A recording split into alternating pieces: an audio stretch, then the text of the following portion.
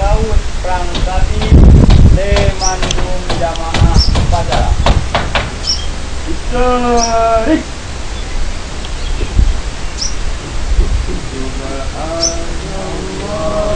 Wadahu wa bihamdihi Badri walaili azza wa jalla Ulun puja po sidra po syukur ke Rabbi ya aini ke kamu negeri bersuci Aceh mulia Gajah perang musuh beruntun sitre Nabi yang mengungki ke Rabbi kepayang esa Mesoham gembrang cid malang cilaka tubuh goro Syugahan roro goro balanuraka Sesoyang gembrang cid menanmu tua tubuh Surga dan roh yang lesok gebi kegata Lindung gata segala yang mujahidin mursalin Jujud mukim iklim Aceh merdeka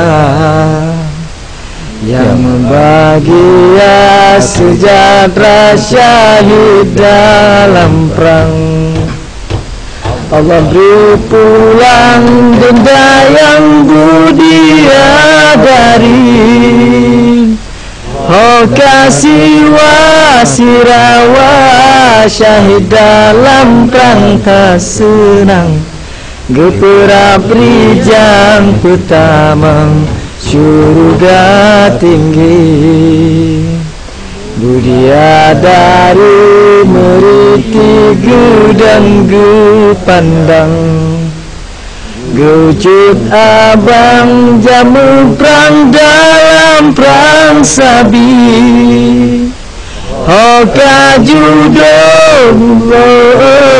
syahid dalam perang tak senang Geperap rijang pertama syurga tinggi. Age peraperijang getamang syurga tinggi.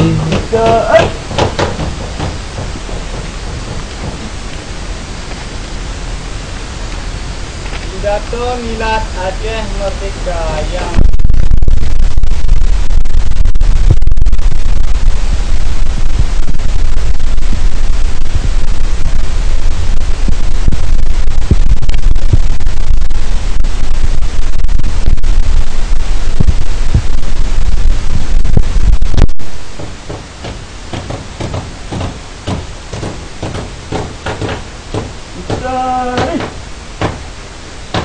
Assalamualaikum warahmatullahi wabarakatuh.